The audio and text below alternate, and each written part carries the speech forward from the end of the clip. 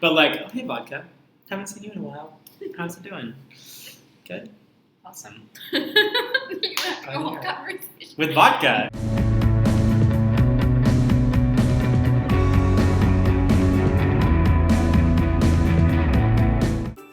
Hi, everyone. Welcome to Drinks, Dicks, and Discourse. So today we are going to be doing 10 tips, tricks, and tales for grad school.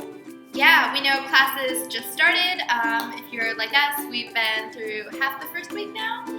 So what are we drinking today?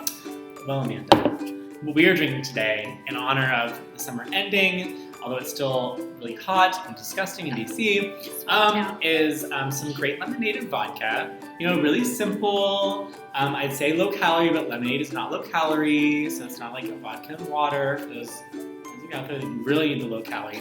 So just to celebrate the end of summer, just some refreshing lemonade with a dash of vodka. Just a dash.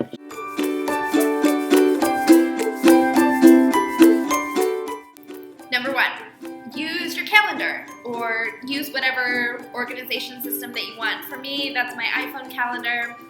For some people, that's an agenda, but you definitely want to know everything that's coming up so that you can plan for it. Number 2, go to office hours. So while you're using your calendar, plan in office hours, especially early on. Get to know faculty, get to know the people in your department, and start those relationships early on so that, you know, when you're further along, you don't have to go back and be like, oh, I have no idea who this person is, and I totally should, and now it's awkward. And you can solve all of that by just going to office hours early. Number 3, get ahead.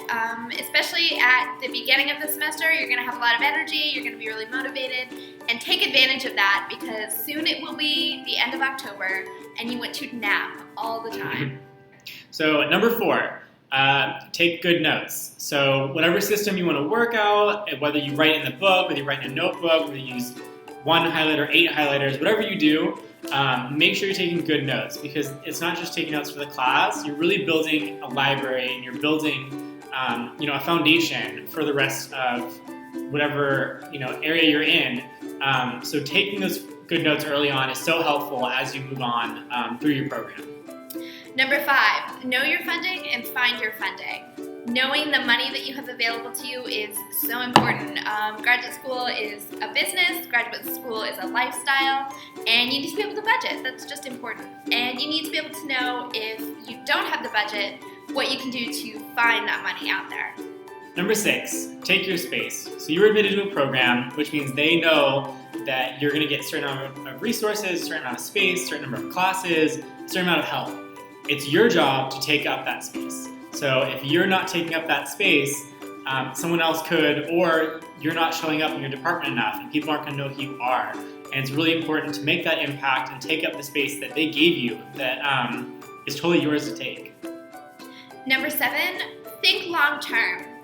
You should come to graduate school with a plan, and you should be able to think about how what you're doing now is going to affect you and help you later in your career, whether that's later in your program or 10 years down the line. Number 8, find local conferences. So you don't have to make the huge jump from I've never presented before to I'm presenting at a national conference. There are lots of local or even regional conferences in your area, and it's so important to find them and to practice going to conferences and learn how they work so that when you end up going to a larger conference, it's not scary, it's not overbearing, it's something you've done before and it's just on a slightly bigger scale. Number 10, reach out.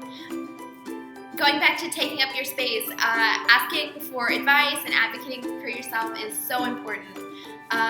Last year, I found out very last minute about a conference and a call for papers that was so within my wheelhouse, but I had such a short notice to apply. I think I had less than 24 hours to put together an abstract and submit it. So I knew the first thing that I had to do was ask for help.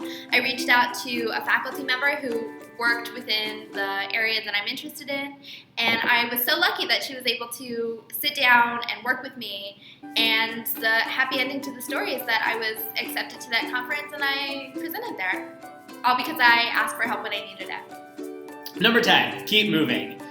So last year, at the beginning of semester, I had like a really awkward encounter with a professor in class.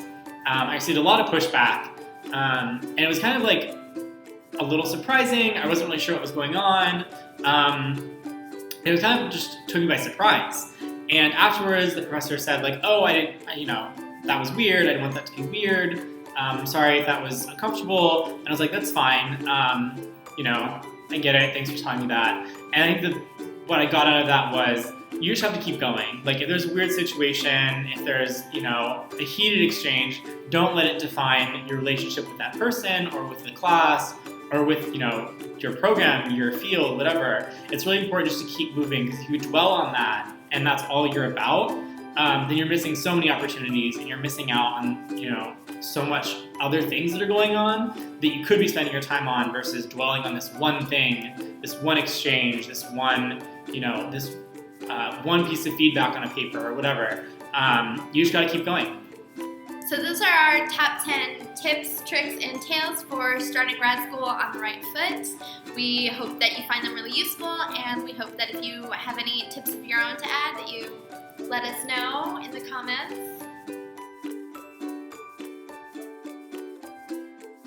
So now it's time for What Are We Reading? Amanda, what are you reading? Oh, I'm so glad you asked, Brady. I'm reading The Things They Carried by Tim O'Brien. I'm going to be teaching this book to an undergraduate class. I'm really excited to talk about, as per usual, materiality, agency of objects, Latour. What are you reading, Brady? So I'm reading the seminal History of Sexuality. Somehow I managed to not read this forever, so I decided that it's time, and I need to get this under my belt and read it. It's amazing. Obviously, it's like a key text, so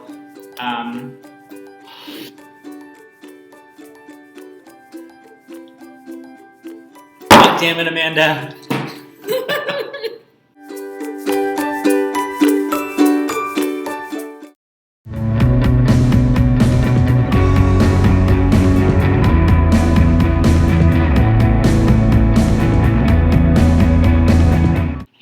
You're behind on your drink. Jesus Christ. You're so mean.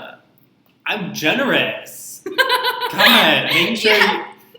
If you have to say it in such a loud, defensive tone, like, are you? Yes. I'm just asserting myself and taking my space.